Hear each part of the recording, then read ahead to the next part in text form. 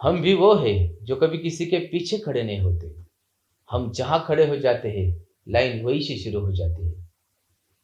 कितना अच्छा लगता है ये डायलॉग सुनने में। मगर सोचो, कितना अच्छा लगेगा जब ये डायलॉग आप जीने लगोगे तो। दोस्तों, आपको भीड़ का हिस्सा बनना है या भीड़ का कारण बनना है? If you want to be the reason of the crowd, if you want to leave a positive, everlasting impression everywhere, you must have a charming, attractive, magnetic personality. And for that, you must have the power of English language. And I'm here to teach you English very easily, very comfortably through these videos. For that, you have to watch my videos repeatedly with great enthusiasm, with acute concentration power. मित्रांनो, यापूर्वीच्या व्हिडिओजमध्ये आपण tenses डिटेलमध्ये समजून घेतलेले आहेत, examples पाहिलेले आहेत. आजच्या व्हिडिओमध्ये आपण टेन्स रिलेटेड इतर महत्त्वाच्या काही गोष्टी समजून घेणार आहोत. या व्हिडिओच्या शेवटी मी तुम्हाला 30 मार्कांची प्रॅक्टिस टेस्ट देणार आहे, ज्याची उत्तरे मी येणाऱ्या माझ्या पुढच्या व्हिडिओमध्ये देणार आहे. चला तर मग आपण आजच्या व्हिडिओला सुरुवात करूयात. Let's get started.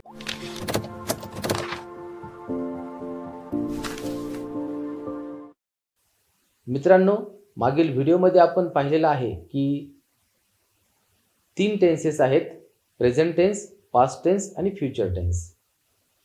प्रत्येक टेन्सचे 4 उपप्रकार पडतात: सिंपल, कंटिन्युअस, परफेक्ट आणि परफेक्ट कंटिन्युअस. साधा, अपूर्ण, पूर्ण, अपूर्ण पूर्ण. तर असे एकूण 12 टेन्सेस आहेत. त्यानंतर आपण पाहिलं की क्रियापदाचे 4 रूप आहेत. There are 4 verb forms. V1 ज्याला आपण बेस फॉर्म असं म्हणतो, V2 past form, V3 past participle form, VING present participle form. नंतर आपण पाहिलेलं आहे टेन्स स्ट्रक्चर. पुन्हा एकदा पाहूयात. Simple present tense, subject V1. Simple past tense, subject V2. Simple future tense, subject will V1. Present continuous tense, subject am किंवा is किंवा are, VING. Past continuous tense, subject was किंवा were, VING. Future continuous tense, subject will be, VING. Present perfect tense, subject have किंवा has, V3. Past perfect tense, subject had, V3. Future perfect tense, subject will have, V3. Present perfect continuous tense, subject have been किंवा has been, VING. Past perfect continuous tense, subject had been, VING. Future perfect continuous tense, subject will have been, VING. V1 form किती काळांमध्ये वापरलं जातं? या स्ट्रक्चरकडे बघा, तुम्हाला उत्तर सापडेल. किती काळांमध्ये वापरलं जातं? 2च काळांमध्ये वापरलं जातं. सिंपल प्रेझेंट टेन्स आणि simple future tense. Simple future टेन्समध्ये V1च्या अगोदर विल हे हेल्पिंग वर्ब वापरलं जातं. क्रियापदाचं दुसरं फॉर्म हे किती काळांमध्ये वापरलं जातं? या 12 काळांपैकी शोधा. फक्त एकाच काळामध्ये वापरलं जातं, ते आहे सिंपल पास्ट टेन्स. त्यानंतर V3 फॉर्म किती काळांमध्ये वापरलं जातं? 3 काळांमध्ये वापरलं जातं: प्रेझेंट परफेक्ट, पास्ट परफेक्ट आणि फ्युचर परफेक्ट. आणि VING फॉर्म उर्वरित 6 काळांमध्ये वापरलं जातं: present continuous tense, past continuous tense, future continuous tense, present perfect continuous tense, past perfect continuous tense आणि फ्युचर परफेक्ट कंटिन्युअस टेन्स. आता आपण महत्त्वाचा टॉपिक अभ्यासणार आहोत. आपण पाहिलेलं आहे की क्रियापदाचे 4 फॉर्म्स आहेत: V1, V2, V3, VING. आता हे फॉर्म कसे बनतात याविषयी आपण जाणून घेऊयात. क्रियापदाचं VING फॉर्म म्हणजेच प्रेझेंट पार्टिसिपल फॉर्म कसं तयार होतं ते आपण जाणून घेऊयात. By adding ING suffix to base form we can make present participle form. जे V1 फॉर्म असतं, बेस फॉर्म असतं, त्याला ING प्रत्यय जर जोडला तर क्रियापदाचं प्रेझेंट पार्टिसिपल फॉर्म तयार होतं. आता आपण एक्झाम्पल्स पाहूयात. डू हे बेस फॉर्म आहे, त्याला आपण आयएनजी प्रत्यय जोडला, प्रेझेंट पार्टिसिपल फॉर्म तयार झालं doing. It, eating, grow, growing. अजून एक्झाम्पल्स आपण पाहूयात. Drive, driving. या ठिकाणी छोटासा बदल झालेला आहे. ड्राईव्ह या शब्दाच्या शेवटी ई हे लेटर होतं, पण ड्रायव्हिंगमध्ये रूपांतर झाल्यानंतर ई हे लेटर नाहीसे झालेलं आहे आणि त्यानंतर आपण आय एन जी प्रत्यय जोडलेला आहे. त्याचप्रमाणे कम, कमिंग, गिव्ह, गिविंग शेवटचं ई लेटर नाहीसं होऊन आय एन जी प्रत्यय जोडला जातो. अजून एक्झाम्पल्स पाहूयात. Swim, swimming. या ठिकाणी स्विमचं रूपांतर स्विमिंगमध्ये करताना जे शेवटचं लेटर आहे यम ते रिपीट केलेलं आहे. रन, रनिंग या ठिकाणी सुद्धा तेच केलेलं आहे. यन लेटर रिपीट झालेलं आहे. बिगिन, बिगिनिंग या ठिकाणी सुद्धा तेच झालेलं आहे. यन लेटर हे रिपीट झालेलं आहे. तर अशा 3 प्रकारे क्रियापदाला आय एन जी प्रत्यय लावला जातो. आता आपण पाहूयात क्रियापदाचं V2 आणि V3 फॉर्म कसं बनवतात. पास्ट फॉर्म आणि पास्ट पार्टिसिपल फॉर्म कसं बनवतात. त्यासाठी क्रियापदाचे 2 टाईप्स आपल्याला पाहावे लागतील. रेग्युलर व्हर्ब्स आणि इरेग्युलर व्हर्ब्स. आता आपण पाहणार आहोत regular verbs. The majority of verbs are regular verbs. जास्तीत जास्त क्रियापदं या कॅटेगरीमध्ये मोडतात. They are 97%. 97% क्रियापदं ही रेग्युलर व्हर्ब्स आहेत. Regular verbs form their past form and past participle form by adding ed or d to the base form of the verb. Base फॉर्मला ed प्रत्यय किंवा d प्रत्यय जर जोडला तर आपल्याला पास्ट फॉर्म आणि पास्ट पार्टिसिपल फॉर्म मिळतं. For example, call, called, called. Wait, waited, waited. Hate, hated, hated. या ठिकाणी फक्त डी प्रत्यय लावलेला आहे कारण ऑलरेडी ई हे लेटर त्या ठिकाणी आलेलं आहे. Like, liked, liked. मॅरी, मॅरिड, मॅरिड. आता या ठिकाणी वायचं रूपांतर आयमध्ये केलं आणि नंतर ईडी प्रत्यय लावलेला आहे. तसंच स्टडी, स्टडीड, स्टडीड. आता आपण पाहूयात इरेग्युलर व्हर्ब्स. आपण पाहिलं की 97% व्हर्ब्स हे रेग्युलर व्हर्ब्स या कॅटेगरीमध्ये मोडतात, म्हणजे उरलेले 3% व्हर्ब्स हे इरेग्युलर कॅटेगरीमध्ये मोडतात. There are about 200 irregular verbs. इंग्लिशमध्ये जवळपास 200 इरेग्युलर व्हर्ब्स आहेत. We can divide these irregular verbs into 4 groups. आपण या इरेग्युलर व्हर्बचे 4 ग्रुपमध्ये वर्गीकरण करू शकतो. Group 1, verbs which have the same base form, past form and past participle form. Group 1 मध्ये असे व्हर्ब्स येतात ज्यांचं बेस फॉर्म, पास्ट फॉर्म आणि पास्ट पार्टिसिपल फॉर्म हे सेम असतं. For example, cost, cost, cost. Base form, past form आणि past participle form हे same आहे. त्याचप्रमाणे cut, cut, cut. Hurt, hurt, hurt. Let, let, let. Put, put, put. Group 2, verbs which have the same past form and past participle form. Group 2 मध्ये असे verbs येतात ज्यांचं past form म्हणजे V2 form आणि past participle form म्हणजे V3 form हे same असतं. For example, bring, brought, brought. यामध्ये दुसरं आणि तिसरं रूप हे सारखं आहे. Buy, bought, bought. Catch, caught, caught. Feel, felt, felt. Find, found, found.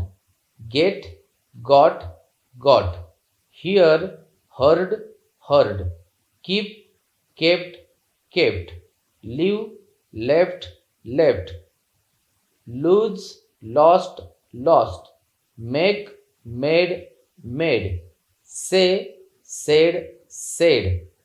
Sale, sold, sold. Send, sent, sent. Teach, taught, taught. Think, thought, thought.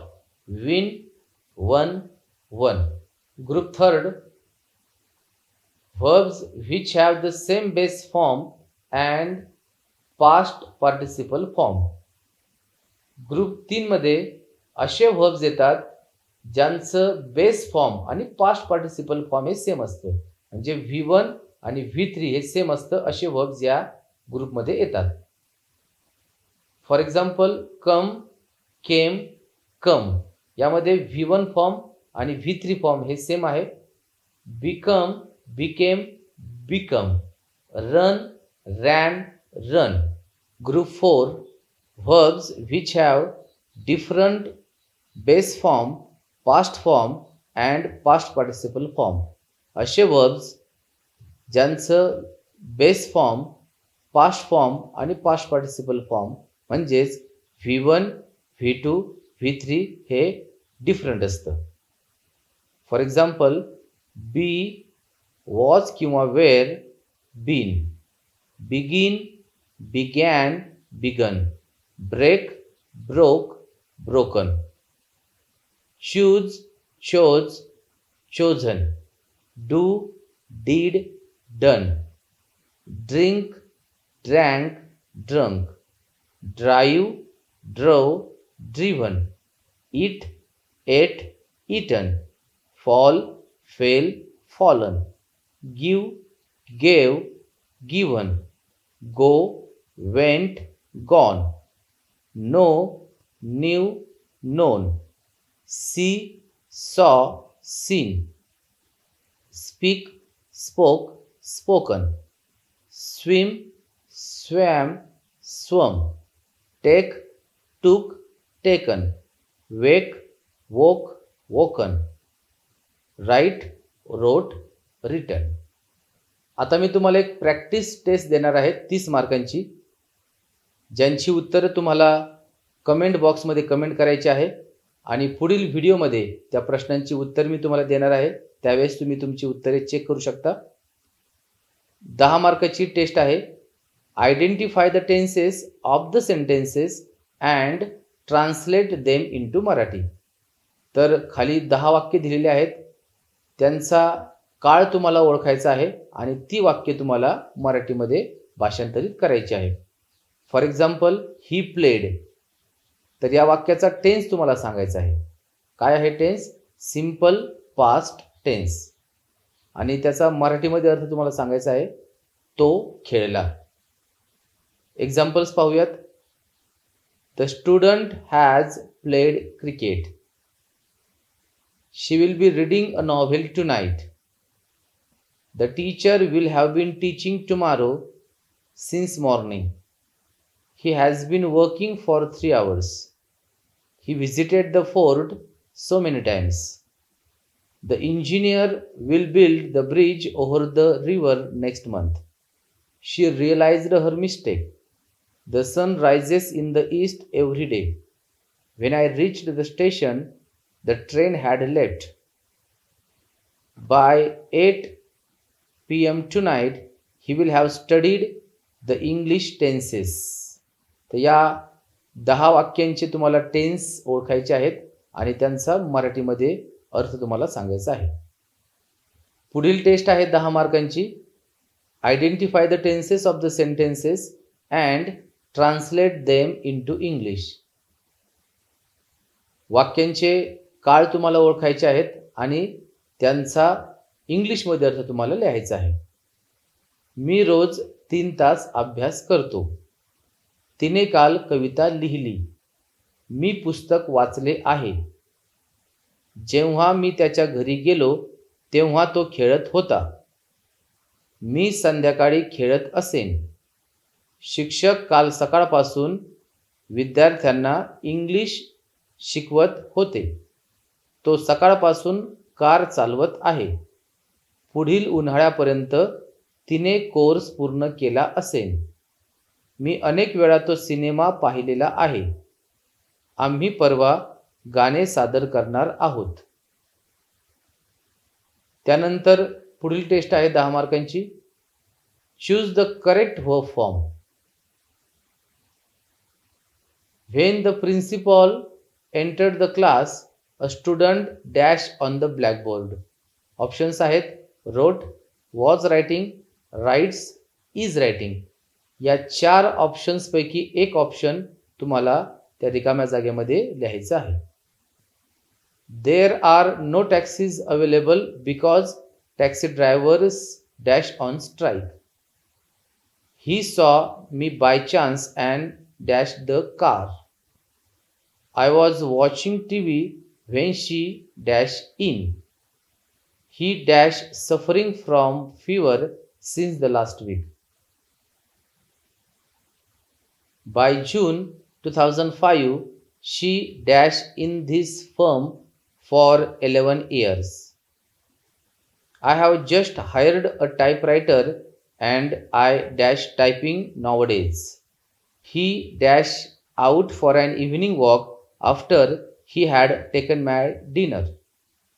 She dashed a better job next month. The train dashed before we reached the station. तर मित्रांनो, हा होता आजचा video. आजच्या व्हिडिओमध्ये विचारलेल्या प्रश्नांची उत्तरे मी माझ्या पुढील व्हिडिओमध्ये आपल्याला देणार आहे. व्हिडिओ कसा वाटला नक्की मला कमेंट करा. व्हिडिओ आवडल्यास लाईक करा, जास्तीत जास्त शेअर करा, चॅनल सबस्क्राईब करा, नोटिफिकेशन बेल ऑन करा. तोपर्यंत keep practising English language. See you soon. Take care. Bye bye.